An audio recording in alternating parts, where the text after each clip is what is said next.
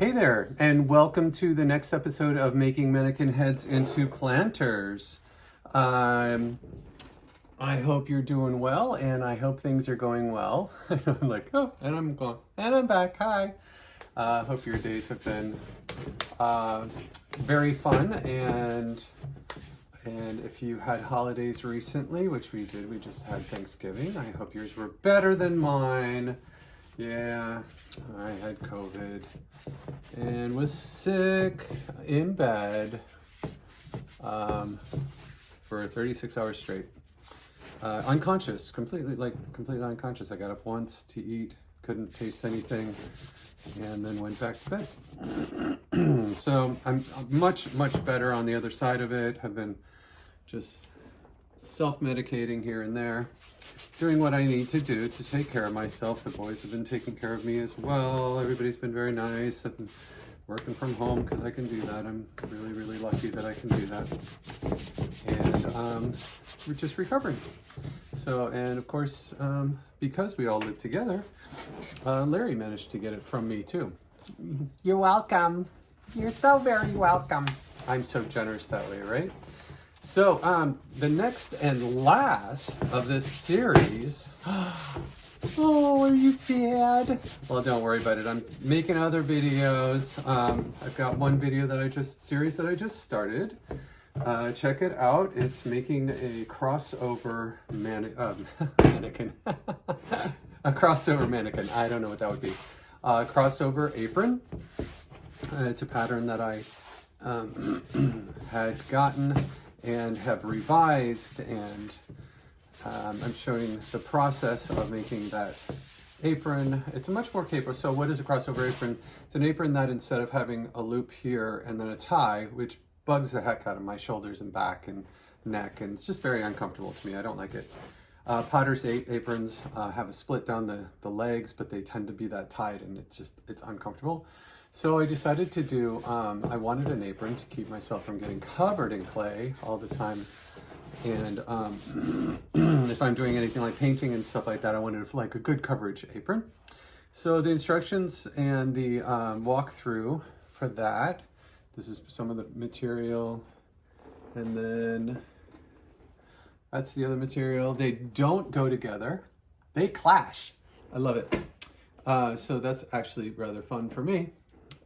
And that's going on in another universe on the same channel, YouTube channel. So like and subscribe to everything, and check out all the creative stuff going on. All right, so for today, what's going to be going on today? We're going to be kind of short today.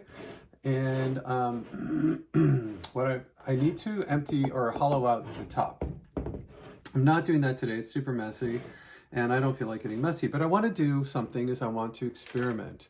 So today is going to be a day of an experimentation. If you don't want to be part of the experimentation, then you don't have to be part of the experimentation or even watch the experimentation, but it has to do with this stuff, polyfoam cocksavers. It's fun stuff. So my idea for this head is something entirely different yet similar to what I've done before. I have 3 sizes of this caulk foamy stuff. I have 2 thicknesses apparently. I thought I had 3. You can get thicker than that, so I may actually find and buy. I'm going to definitely. I'll get the large Phil's large gaps bag. This is Phil's small gaps, medium gaps. Yeah, and so I have 2 sizes right now. This is the small stuff, it's thin. This is the bigger stuff, thicker. And then there's one that's yet one size thicker than that, which I will also get, though I won't be using it that much. So my idea is that I want to play with. I'm thinking my brain went to this sort of direction of, I love how long and elongated she is. I love her face. What I'm thinking of doing is leaving her face as is. We'll spray paint later, but leaving her face as is. coming behind her ear, because I actually really like her ear, and maybe doing some things just like little dot guys there, but coming right around the ear on both sides. So I'm going to trace what I want to do. I'm going to bring it to the front of the face, because I want the face to be exposed. So I'm going to do that. I'm going to come around the ear here, do basically the same thing, but I want my lines to be similar on both sides, and you'll get the idea once you see what I'm doing here. Around there, around the ear, and then on the chin, I'm going to come right along, oopsies, the bottom line of the chin. And now what is this lines doing? This part of the face that you see now that I've done, this sort of mask area, you know what it kind of reminds me of is if you ever saw Westworld, the original one, where he takes off his face, kind of that concept. So that's going to be left with the plastic, beautiful sculpt that's here, that's already here, or the mold that's already here, and not going to touch that, except for with paint, like I mentioned. And what I'll do is I'll probably mask the other stuff out. But I want to, here we go, I've got a few pieces that are cut from previous projects, at different little, like shorter lengths. And I want to put these on. Are you ready for this? I thought this would be really cool to put them on outlining that part of the face. Yeah. So basically, it would like start behind the ear, come around the face, be glued on, right? Frame the face out, go up around the ear, come around the front, and around the top of the head. With this nice curves, because this stuff curves really well. And I may have to stick it on with hot glue and then actually glue it on, because hot glue tends to hold it very nicely, but what does it do in the sun? What does it do with heat? It's hot glue, so it melts, yeah. So melting hot glue is not a happy thing out in the sun, and this is a planter for outside. So then what I would do is I would take these and like do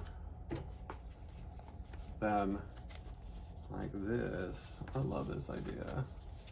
So that they're running all next to each other as like channels that are curving and going around the head. And with the different thicknesses, I'm going to use the different thicknesses in different areas to sort of delineate lines that are on the head in the neck area. So as I look at this, if I'm thinking about lines, if I'm thinking about running, sweeping lines, what am I going to do? So I'm going to run them this way, around the top, because I love this sweeping line that just was created, right? And it's going to be another one here. And this is just for me to be able to really truly visualize what's going to happen. Put one up here. And then I don't want to just sort of wrap the head, right? I want them to be these curving lines coming down and through. So this would come down and maybe, now do I go to the back and have them come down in like a pinpoint here? This would be kind of, actually that's kind of a neat idea. Bring one, and then there'll be one coming in here. This one comes, oopsies, this one follows the same line. They're just basically stacked. So then another one comes here, sweeps. Another one, and it almost would look like hair, almost robotic. And then bring that line so that they're coming down. What I'd like to do is I'd like to have them coming down, basically sweeping to the hole in the bottom, however they would stop their overlaps would be fine. And then do the same thing on this side. So we've got this over the ear, it comes down to there, and it sweeps in. So it sweeps in and under. Then the next one sweeps, take that same curve. The next one comes down and takes the same curve. Nice swooping action. Bring one from the corner there and bring the curve. You know, sort of this idea, a little less extreme curve, in and down, in and down, in and down. Whoopsies. You know.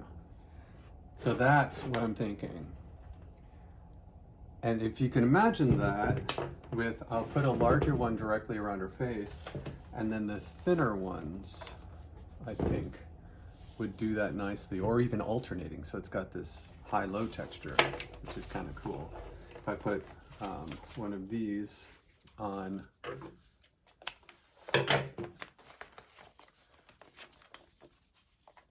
and then like in between the taller, when it's on here, it'll give even more texture, because it'll be coming around the corners like this. See what I'm doing here? Yes, you likey. And then it'll curve down. Cool, right? I'm loving the idea. So that's the upper part there. So now what do I do with, what do I want to do with lines here coming down through? I want it to really swirl, but I don't want to be twisty head, right? Because I've already got twisty head. Already did that with one of these. It was a foam version.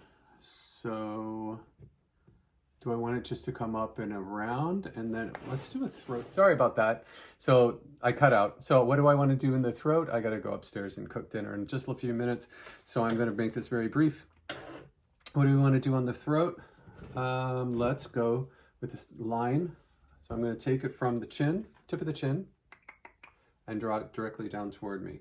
So I've got a point in the middle where this pretty much comes in, where it's a little off center. She's got this, whatever this is, right there in the middle, and she's got a chin. So if I draw a straight line that goes right down and through, that gives me sections. Interesting how it's kind of off-centered. It's kind of cool. It's asymmetrical. And then I'm going to definitely want to bring these lines into play to come up and around. There we go. To the chin. So let's see if I can do that again. Come all the way around where the mold, where the form shows me, and then up into the chin. Make that a little bit further out and down. Yeah, and I'll make it more of a swoop. And then all of those can go parallel until they come in to here, or I'll start here and then work my way out, which is probably actually what I'll do. And then the back we'll figure out. I'm thinking I'm gonna go maybe do, oh, this would be kind of cool. Come like this, give myself a vertical channel for them. Maybe bring it over here more and do all small cross pieces.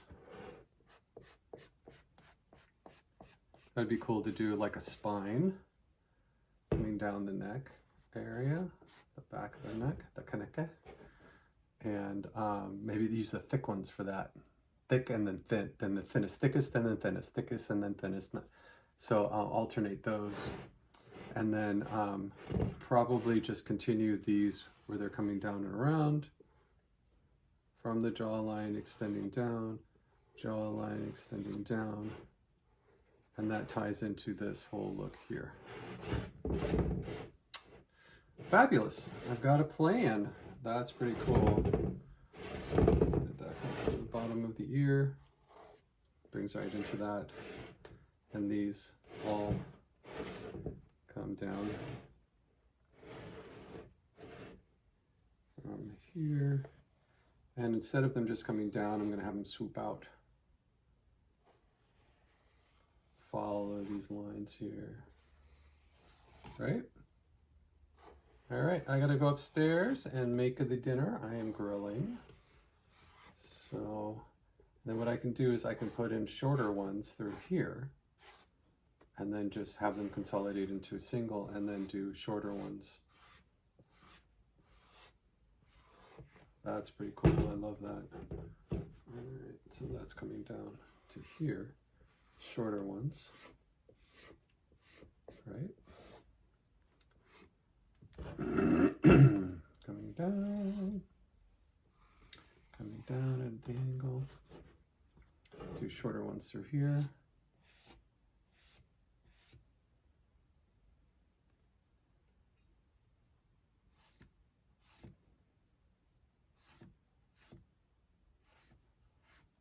There, that's the idea right there.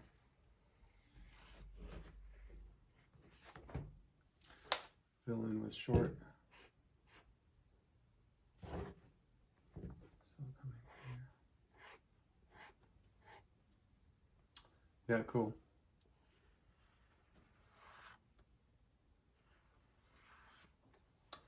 There, that's cool. And then we'll figure out what to do here. I may do angles going opposite, coming in to the center. Make them rounded.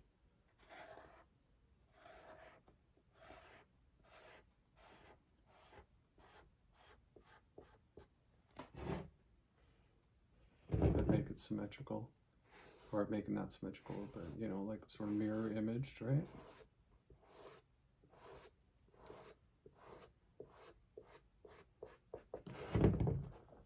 And we'll figure out what else to do. I love it. I love it so far. So that's the plan.